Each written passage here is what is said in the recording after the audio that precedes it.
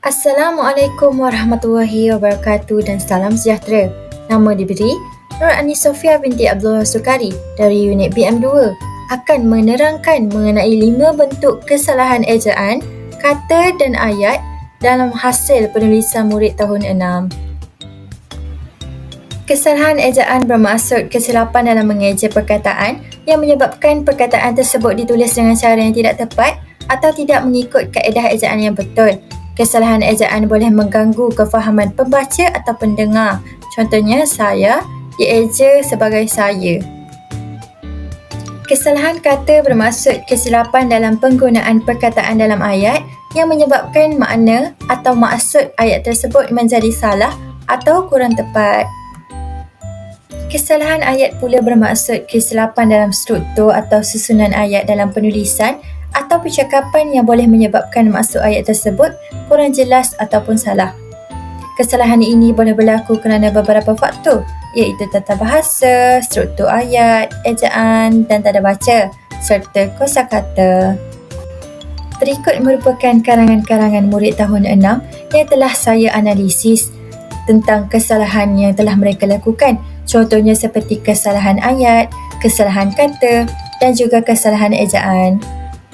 Berikut merupakan 5 kesalahan ejaan yang telah saya temui dalam karangan-karangan murid tahun 6. Yang pertama adalah kesalahan imbuhan. Contohnya, berbesar, sepatutnya berbesar.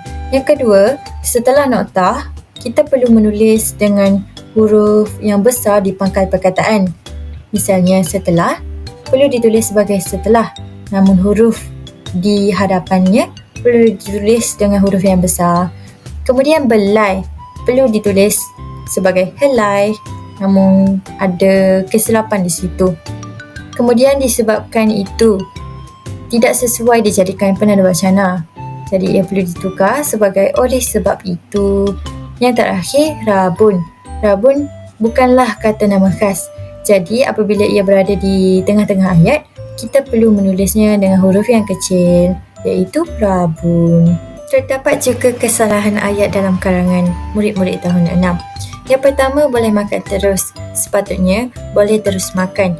Yang kedua, ayat ini kurang tepat bagi saya kerana ayatnya kita akan dapat makanan lebih sihat.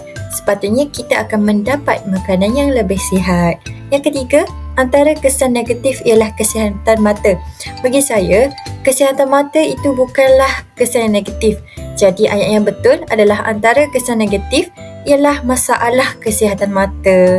Yang keempat, membantu kawan sekiranya kawan. Sepatutnya murid tersebut tidak perlu mengenali kawan sebanyak 2 kali kerana kita boleh gunakan kata ganti nama diri. Contohnya, membantu kawan sekiranya dia. Yang kelima, mereka juga akan menerima gangguan perkembangan otak. Sepatutnya, perkembangan otak mereka juga akan terganggu. Saya juga dapat menganalisis kesalahan kata. Yang pertama, kemestian. Sepatutnya kebiasaan. Yang kedua, dimakan masa rehat. Sepatutnya dimakan pada waktu rehat. Yang ketiga, mengeluarkan buah. Sepatutnya menghasilkan buah. Yang keempat, mengisi. Sepatutnya menghabiskan kerana ia konteksnya negatif. Yang kelima, kesan yang negatif. Tidak perlu menambah perkataan yang. Sepatutnya kesan negatif. Kesimpulan yang dapat saya simpulkan pada hari ini, kesalahan dalam ejaan, kata dan ayat dapat mengganggu pemahaman dan kejelasan dalam komunikasi bertulis. Kesalahan ejaan seperti huruf atau suku kata yang tertinggal akan mengubah maksud kata dan menyebabkan kekeliruan.